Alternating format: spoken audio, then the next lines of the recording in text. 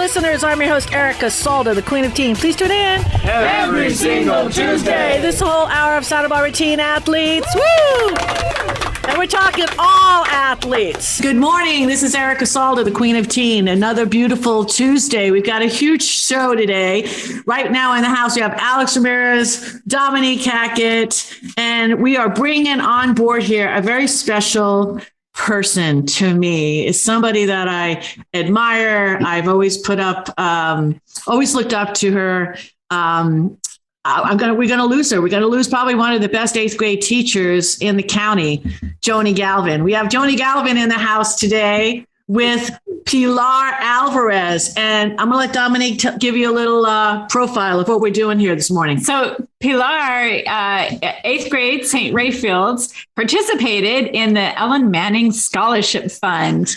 And that scholarship fund was to write an essay about the values of St. Raphael's and things that you want to pass on to your underclassmen. And Pilar, we want to let you know you won the scholarship. Yeah.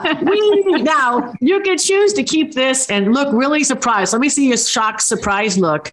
Okay, because you have it. There you go. I love it. We are going to keep that. I'm going to put this on YouTube. All right.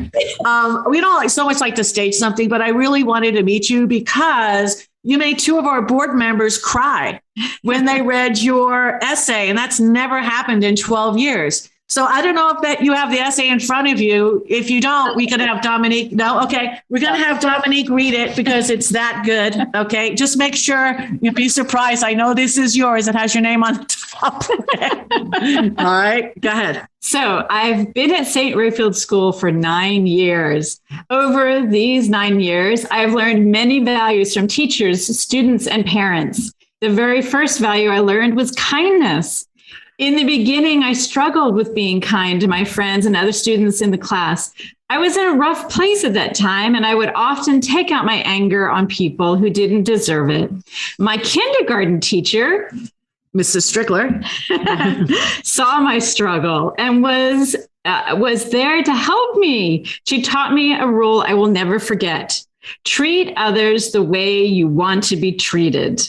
She worked with me daily on my kindness and even gave me a chart to track my kindness. At that time, I was too young to realize all that she did for me, but now looking back, I will always appreciate her. The next important value I learned was in 4th grade. As a student, I had a hard time keeping up with my grades. At times, I would find myself turning in things late or not completing an assignment.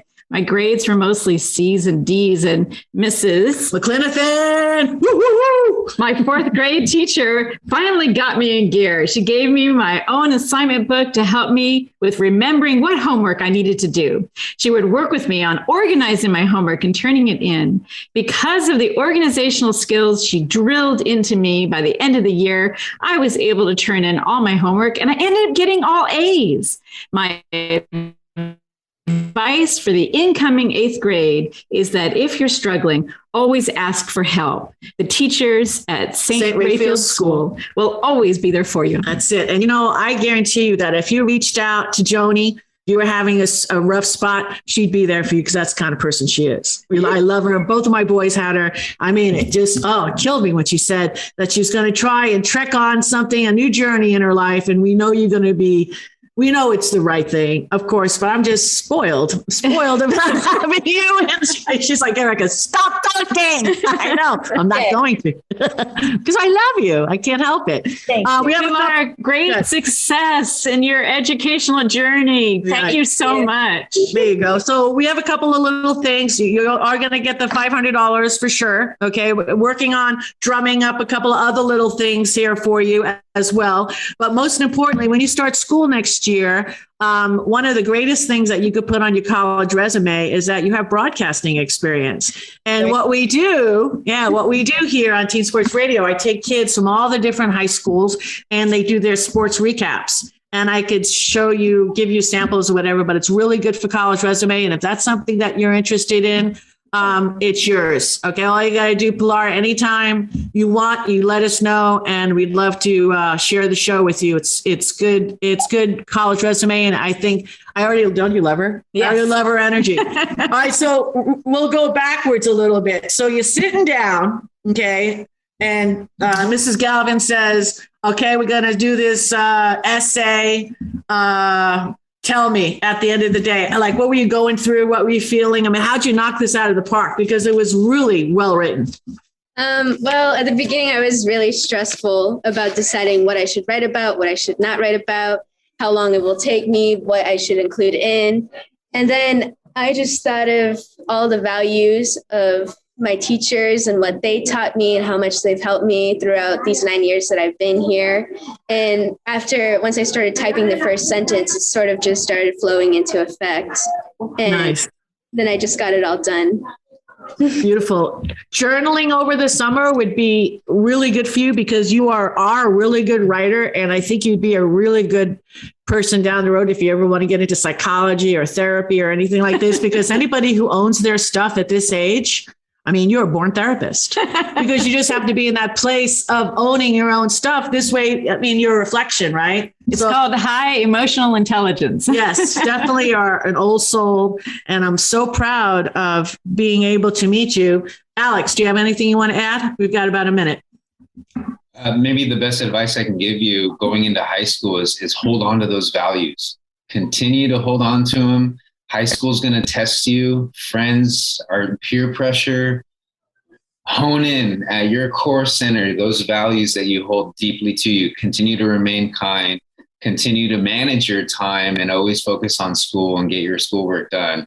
And if you have free time, then you can go hang out with your friends. But yeah, hold on to your values because they're going to be important and they're going to carry you on through the rest of your life, college, and into adulthood. So congratulations. Great job, by the way. That was awesome. Very I wish I had that awareness when I was that young. And a teacher to help me at kindergarten is incredible.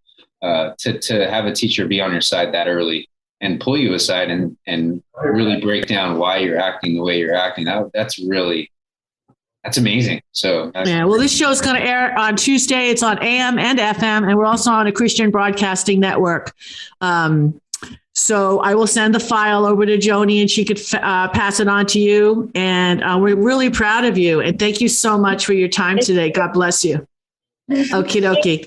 Bye, Joni. Bye. Stay in touch. Bye, guys. Thanks. I definitely. All right. Thank you, Alex. You're welcome. Thank you, Pilar. Bye. Bye. We've got Angela Miller-Bevan with the Braille Institute right after these messages. To put your black feet on the ground. When I said now, let me say it one more time, y'all.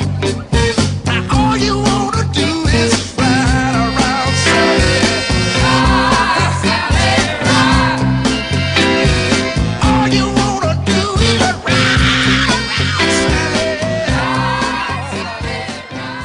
Sally. Mustang Sally.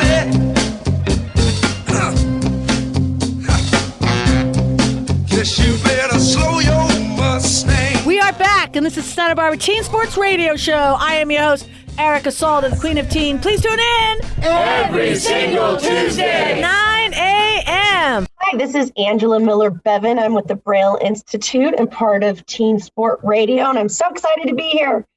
We have so many fun things going on at the Braille Institute. Summer is here. Kids, you guys are out of school. So some of you are probably going to be looking for volunteer opportunities because you need to get your volunteer hours in. I am also involved with a lot of other different organizations. So if you're looking for volunteer hours, there's the Carriage Museum, there's Old Spanish Days, there's Kiwanis, there's the Unity Shop, and the list goes on and on and on. So please remember to get your volunteer hours in. Here at Braille, we are just doing our summer classes. All of our classes and workshops are free. So some of those are remote and some of them are in person. One of my funnest classes that I think is going on right now that just started is ceramics. So there's a ceramics class here that's going on and lots of fun stuff. And then we have on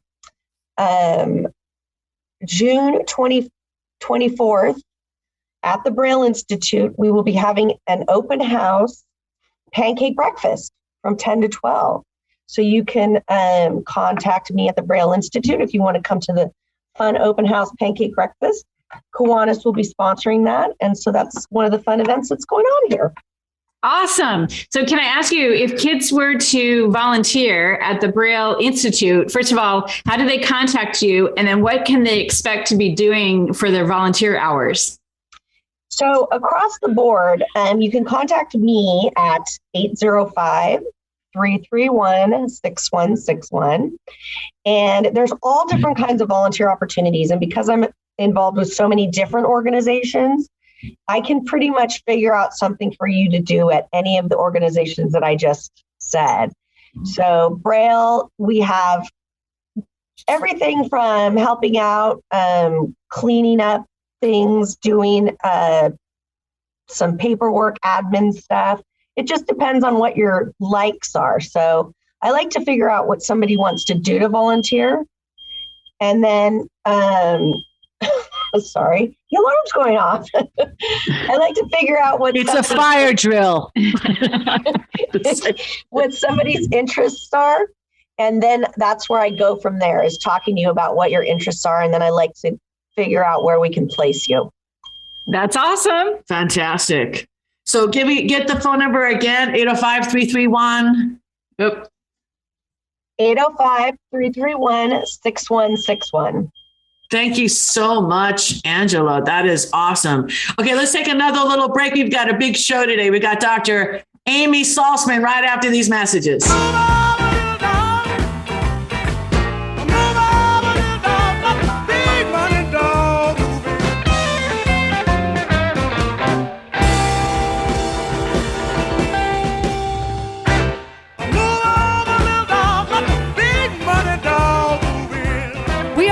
And this is Santa Barbara Teen Sports Radio Show. I am your host, Erica Salda, the Queen of Teen. Please tune in every single Tuesday, 9 a.m. Hello, this is Dr. Amy with StillQuietPlace.com and SpotAspider.com. And I wanted to pick up on what Angela was saying about volunteering and summer, and really looking at how you create your summer.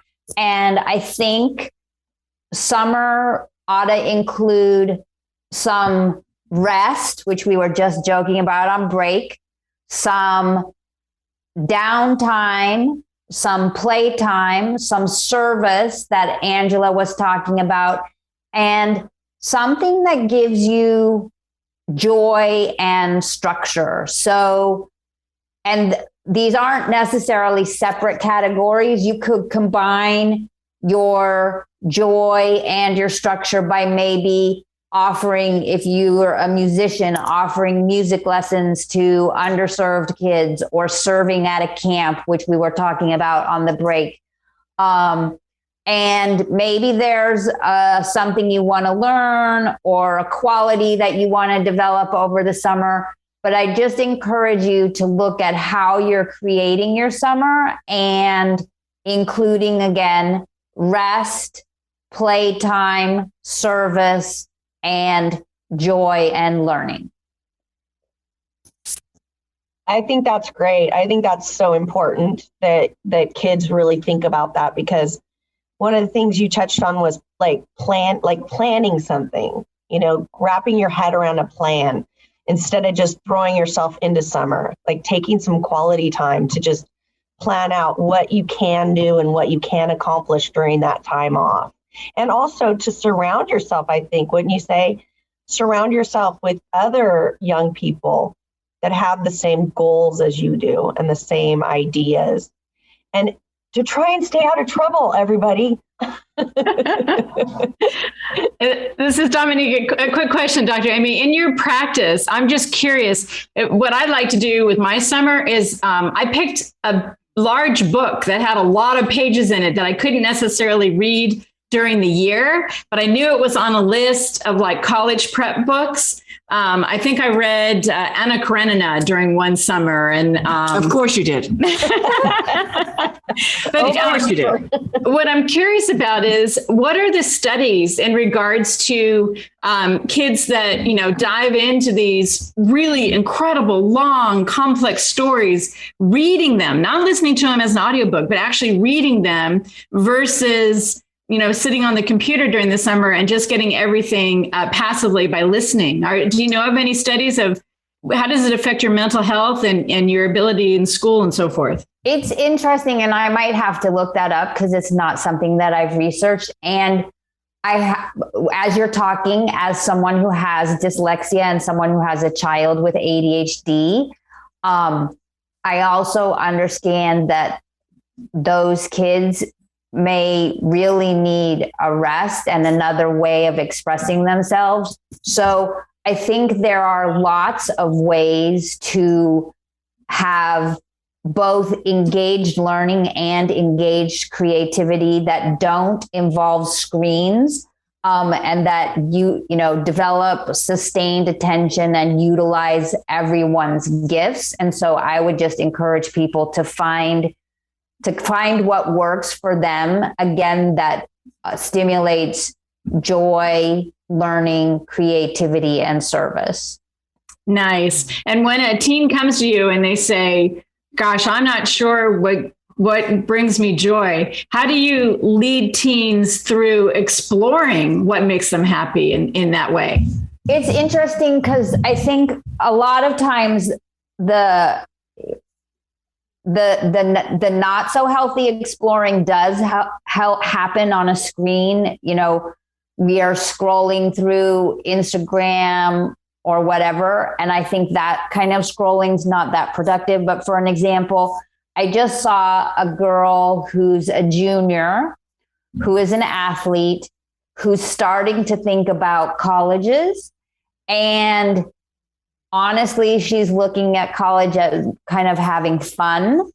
But I encouraged her to just, of the colleges that she's excited about, I encouraged her to simply look at the course lists, right? And there's whole sections that for me wouldn't be super stimulating. So like computer science, I can kind of cross out that whole thing, but I find that yummy. Right. But someone else is like, they're going to be totally stoked about that. And so the thing is, even just looking, you know, at a course list or looking at online courses, maybe masterclass or something, and just scrolling through, and, you know, there may be 9 that you don't like, but the 10th one, you're like, oh yeah, I'd really love, I'll just pick one for me right now. Like, I'd really love to surf. Right. And then at least your future scrolling has some direction. I mean, if you're on YouTube looking at how do you paddle out in choppy water or whatever, you're learning something. You're learning something about surfing. You may be learning something about waves. You may be learning something about protecting the ocean. Like, it doesn't take much. Like, all you have to do is open the door, and then there's a whole world there for you to explore. And it can be, you know, I want kids to have fun during the summer. Life can be stressful. So choose something fun. Don, do you want to add? Yeah, this is Don, Don's Massage, ohio.com. I think it's really important. I heard about reading. I think reading is a really great thing when you're going to spend time by yourself, downtime, because on the other side of that is pushing yourself to go out. And I don't know how you feel about this, Dr. Amy, to kind of encourage a young person to push outside where they're comfortable a little bit. And in service or volunteering is an awesome way. Then you have to be able to manage all the input from different people and different kinds of ideas and opinions, as well as focus on some kind of a task. And then with my own kids, when they got overwhelmed, my girls, especially my 2 daughters, have become readers. So sometimes they just, when they've had their fill of all that input, then they want some time where they can just read. And I'm really glad they stayed readers, even with the last 12-year introduction of all these screen distractions. Right. And it's interesting because I remember when I was a kid, the local library would have a program, and I was an avid, despite my dyslexia, I was an avid reader, and I loved to read and to be in another world. And it was peaceful and expansive at the same time. Mm-hmm. But, they would give you like a pencil for 10 books. And, over summers, I often would read 100-something books. And the pencil didn't really matter, but it was just nice to have that small nudge of encouragement. As a mom, when I used to take them, this is so, you just told me, here at the local library, as a mom, what they did the same thing in the summers. And I signed up both of my boys, and you get little stickers for the different countries that you learned about. And I was determined that my kids would just like own the world. You know what I'm saying? So I was like pushing them to read this. Neither one of them were big readers either. It's just like, they just wanted to get that sticker, through them. Okay. So I wasn't a reader much. I want to make a plug too. I did something with my daughters. I didn't do it so much with my sons, but with my daughters, we had a mother-daughter book club. It was just organic that we started, and we read one book once a month. And then as the kids got older, we read one book every 2 months. But the fun thing about that, you could either read it or listen to it or watch the movie. But getting together and having a cup of tea and sitting with the combination of adults and kids and just conversing about something. We focused on strong female protagonists. Those are the books that we leaned towards. And opposite political viewpoints. So that was heated, boy. I had to leave the room over a book. Why are you arguing? It's pretty funny. But no, this is important. It's important to learn how to have discourse about ideas. But that was really fun. Don. Yeah, I remember many happy moments in class when we had reading in class. When sometimes you have a guest come in to read or things like that. Very, very nice. And I think it's important to be able to have dialogue, to be able to establish bonds of trust starting as young as you can. Because there's a poem, A Ritual to Read to Each Other by William Stafford. He talks about, if I don't know the kind of person you are and you don't know the kind of person I am, then a pattern made by others may prevail in this world. And I'm paraphrasing a little, that may not be exact, but yeah, it's like we have to learn to start reconciling our differences and still working together towards common objectives. What I really liked about what stopped all the heat between Dominique and her daughter, and I actually saw a transfer.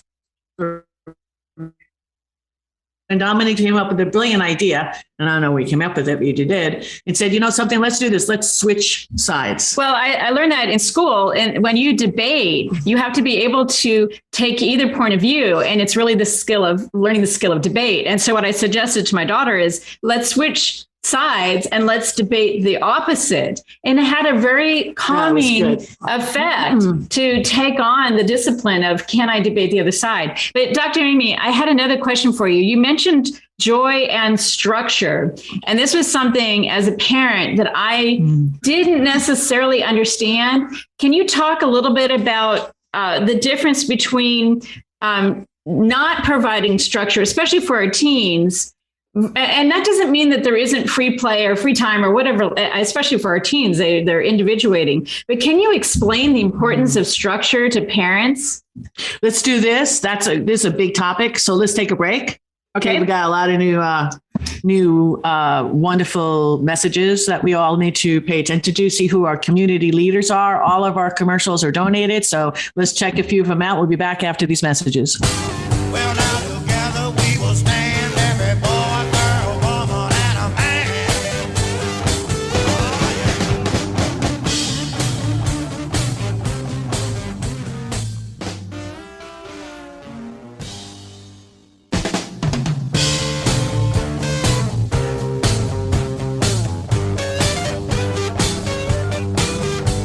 Together we'll stand, divided we'll fall. Come on now, people, let's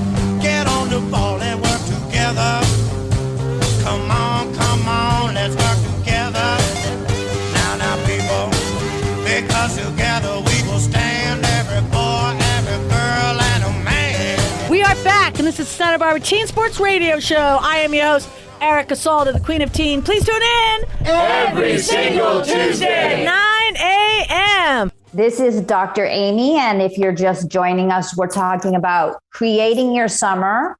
And Dominique had just asked me about kind of the ideas of joy and structure. So what I want to say is I think we often think of joy, and especially kids and teens and young adults think of joy as lack of boundaries, lack of structure. I can do whatever I want.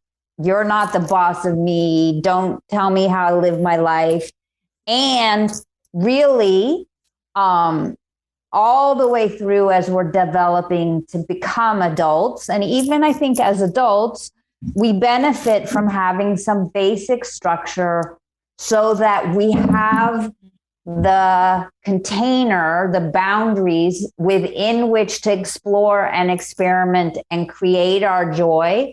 But what we learn from kind of the research on parental attachment and neglect is that people who have no structure don't feel safe.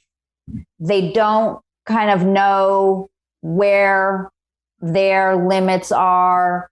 They don't feel held securely in a way where they can explore. They have a solid foundation to explore the world. And so it can be very destabilizing for people who don't have a lot of structure because they don't grow up with a secure sense of themselves. And this is Dominique. I did not understand that as a parent. I really embraced the idea of the inner child and that sort of the Montessori approach that the individual would propel themselves in the direction of where they wanted to learn, and what they needed was nurturing support. But I didn't understand the necessity of structure. And it wasn't until I got a lot of counseling after my children were in their teens did I understand that to develop your own sense of self, you need, like you were saying, you need that container. And now when I'm doing my studies of psychology and philosophy and religious studies and so forth, and thinking about my teens, I'm realizing that the basic structure is that safety. You're feeling safe because you know where the container is. You know where the boundary is. You have a parent where you ask a question and the parent is able to say, no, not that, but maybe this. And you can have that conversation. But there is that no, which quite frequently for teens, that's where the boundary is. It shows up as a no. Can you say other ways other than being structured in what you do in your day, that parents are giving that loving structure to their kids? Well, I think the other way is simply by also setting example by how we live. So partly it's saying no to ourselves in the same way we would say no to our kids about substances, about screens, about other kinds of indulgences. And you know, I'm not anti-joy, but I think true joy comes from understanding what's really needed in the moment. And, you know, sometimes it sounds like chocolate cake or like I'm thinking about the story in Newshawk about the senior prank gone wrong, right? Like that sounds like fun. It sounds like a great idea, but like maybe not. And so I think what we're wanting to provide for our kids by our examples and by the principles that we uphold in our households is, at least for me, my guidelines are always about what's healthy. Is this a healthy choice, right? And certain ways of blowing off steam are totally healthy, and kids should be encouraged to do them. So, you know, big bonfire at the beach. Yes. Big bonfire at the beach with lots of substances and people, you know, medically at risk. Thank you. And no. So I think there is this balance. And honestly, I think it's it's not one thing. It probably needs to be dynamic. And, in mindfulness, it's responding moment by moment. So sometimes the structure is looser and sometimes it's tighter. Sometimes the joy is, the focus on joy is less and the focus on structure is more. And sometimes it's the reverse. Nice. Don. Yeah, I remember a time my wife and I saw this one therapist, and he had said that one of his daughters was coming to their bedroom, he and his wife's bedroom at night, and banging and crying. And he was advocating, like, don't open the door for him, just let him cry it out. And neither my wife or I thought that felt very, very good. So we followed this magical child formula of, you meet their needs. We family bedded for a long time. It worked well.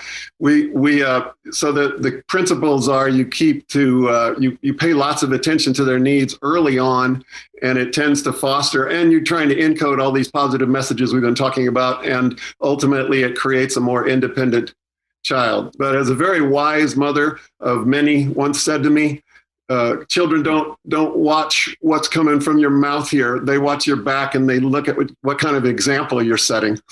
Mm. Yeah, someone once said to me, your children are sitting with popcorn watching a movie and the parents are the movie. So that's really huge. I really appreciate my kids celebrate that they got to play.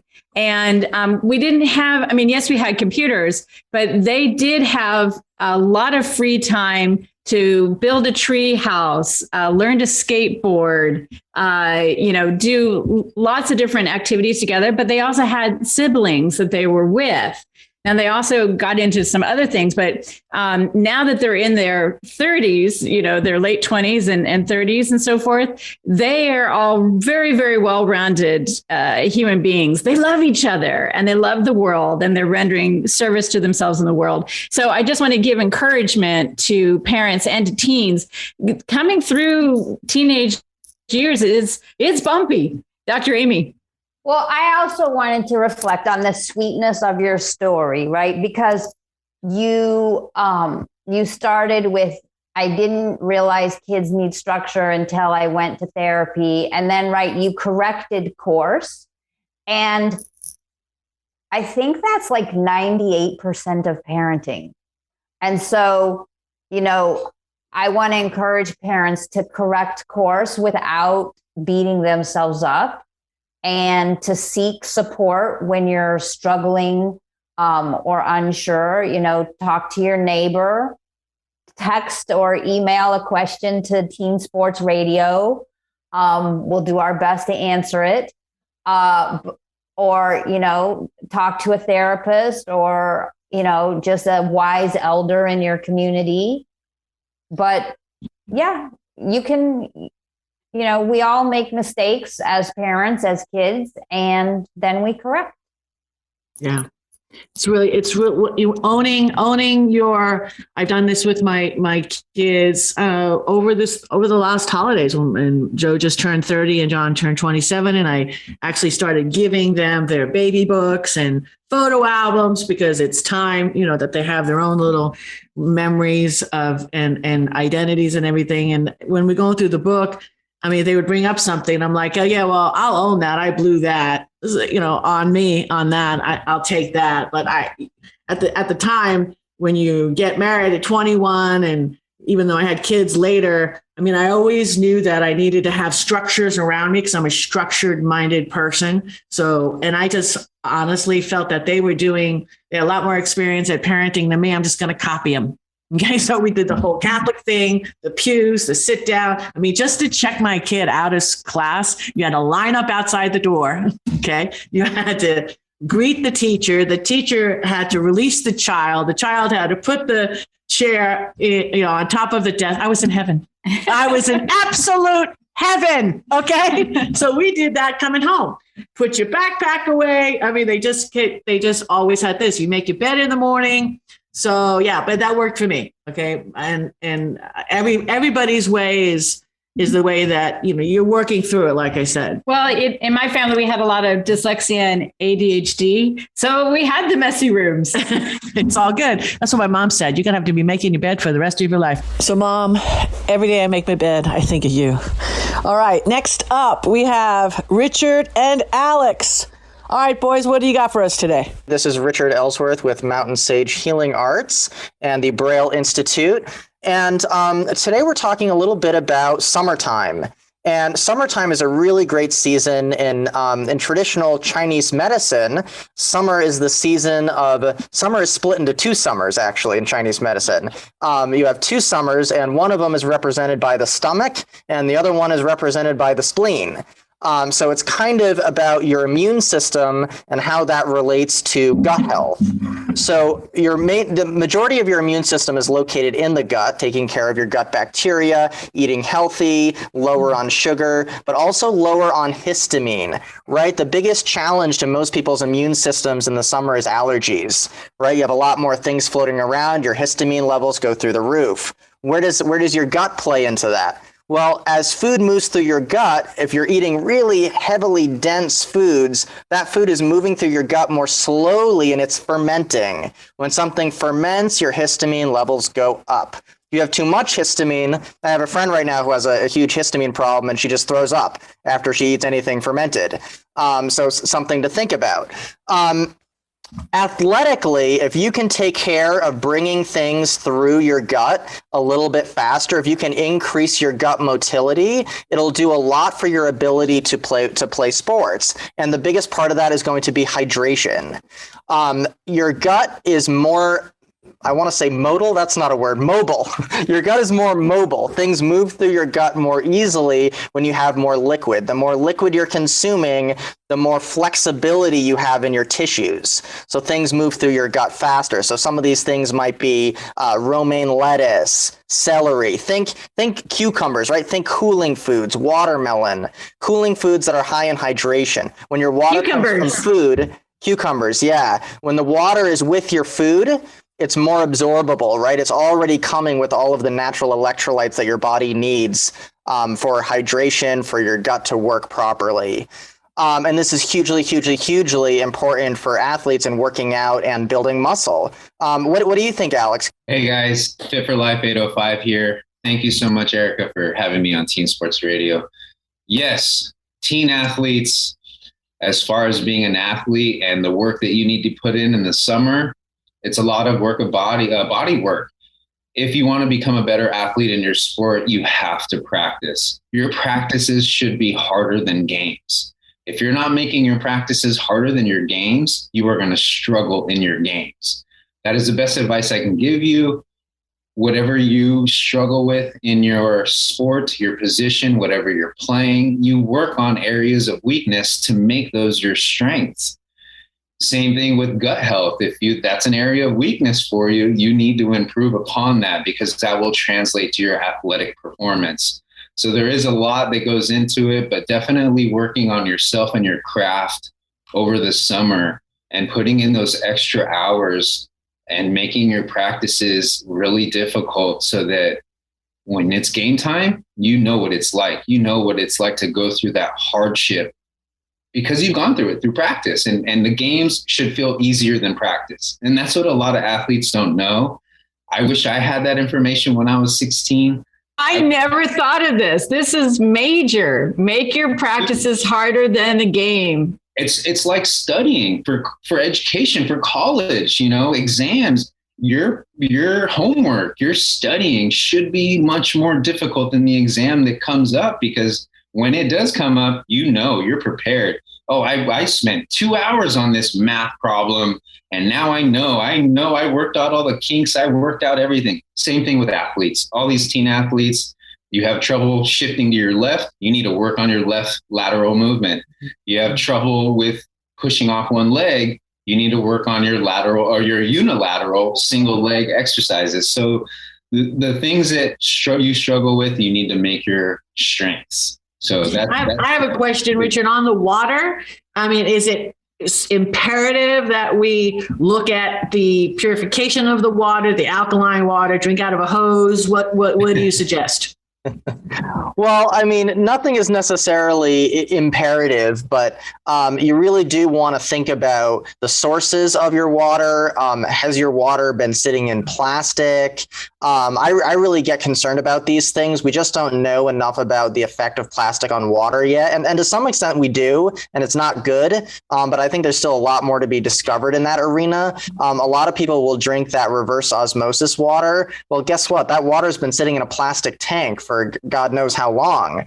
One of the best things you can do is get an alkaline water pitcher, and that will alkalinize your water, which will help to alkalinize your system. That water is a little bit more absorbable, and it will help to lower inflammation in the body and work on clearing out and flushing your lymph nodes.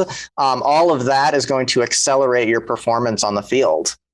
And soccer moms, and I learned this when my kids were little. I was informed at a friend that was a doctor, and I was always that soccer mom in my Lincoln Navigator that had all the cases of beverages in the back of my car. And I did not know driving around, the back of the car could get upwards over 100 degrees. That is toxic 101 when you're talking about putting beverages back there. So don't do it. So I just tossed all those, literally threw all those stuff in the dumpster. They've been there probably, I don't know, a week, 10 days. And then I never put beverages in the cart that lays it in the plastic. That's just a big no-no. I didn't know that. So yeah, definitely. How can teens reach you if they need someone to help coach them through the summer in order to be prepared for their sport in the fall? You reach out to me at Fit for Life 805. You just go online, Google Fit for Life 805. There's a website. I'm the only one with that name. So I'm easy to find, Fit for Life 805. Just go online and find me. I'm there. Nice. All right. Same thing. Richard, how do we get a hold of you? I do almost everything through phones, and you can reach me by phone call or text at 860-560-6899. Beautiful. Hey, guys, thank you so much. Such a value to this show. Looking forward to your spot next week. God bless. Let's take a little break. This is Erica Salda, the Queen of Teen. We'll be back with a lot more after these messages.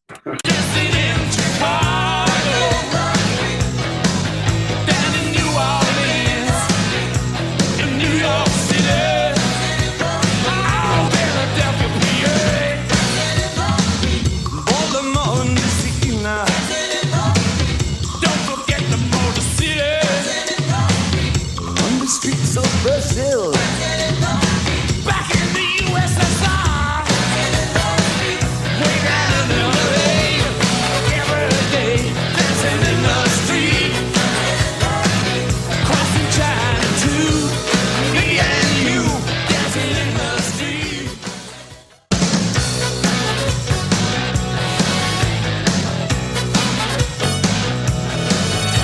We are back, and this is Santa Barbara Teen Sports Radio Show. I am your host, Erica Salda, the Queen of Teen. Please tune in Every single Tuesday. 9 a.m. Welcome back to Teen Sports Radio. This is Dominiqie Hackett with Santa Barbara Wellness Center and Hackett's Hygge moment. So Hygge, it is a Danish word that means cozy. It's all those wonderful things in our life that make us feel comfortable, safe.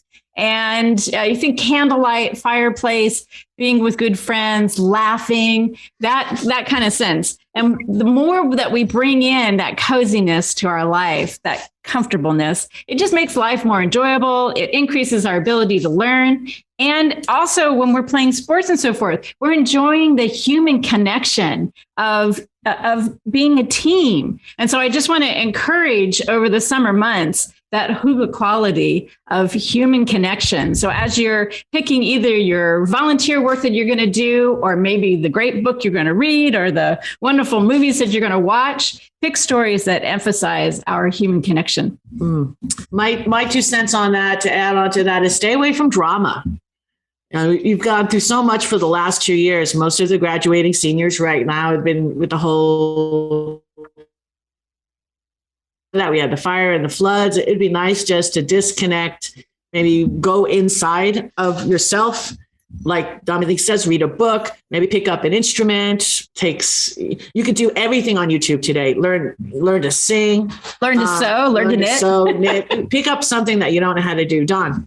My piggyback on human connection is in the course of engaging with other people, look for a chance to sincerely compliment something. If they said something that had a flair, something they're wearing, the way they do things, you have no idea sometimes what that'll do for a person. All these little ripples that we put out into society, and they will come back as better things and better angels than we're sometimes experiencing now. So those things, and like I say, do it from sincerity. Nice. Dr. Amy. I think maybe it's time for some gratitude. What do you think? Sure.